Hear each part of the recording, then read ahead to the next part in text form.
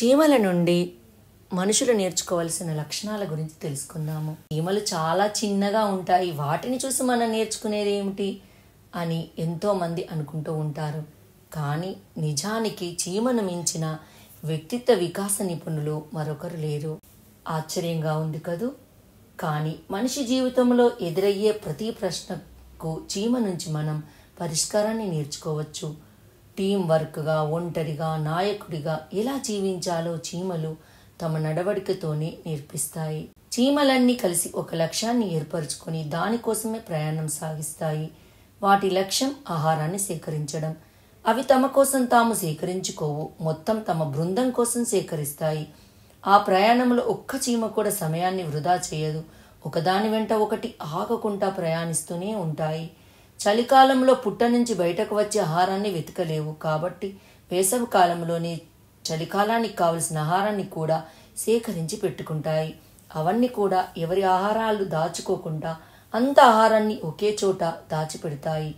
అలాగే బృందంగానే తింటాయి. చీమల నుంచి మనం నాయకత్వ లక్షణాలు కూడా నేర్చుకోవాలి. ఐకమత్యమే మహాబలం అన్నది చీమ చెప్పకనే చెబుతుంది. నాయకుడు చెప్పిన ఒకే ఒక్క మాట ఆ బృందమంతా కలిసి ఉంటుంది.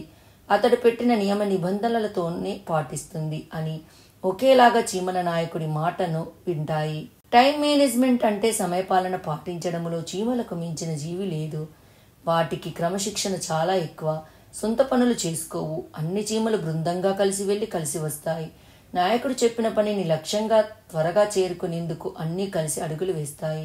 ఆహార అన్వేషణ అయినా, ఇంటి నిర్మాణం అయినా కూడా చీమలు కలిసికట్టుగానే పనిచేస్తాయి.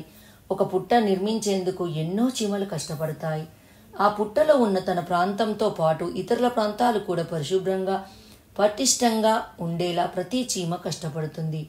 చీమకు సోమరితనం తెలియదు. శరీరాన్ని దాచుకోకుండా, శక్తి వంచన లేకుండా పనిచేస్తాయి. తమ కన్నా అనేక రెట్లు ఎక్కువ బరువున్న వస్తువులను మోస్తూ బాధ్యతలను నిర్వర్తిస్తాయి.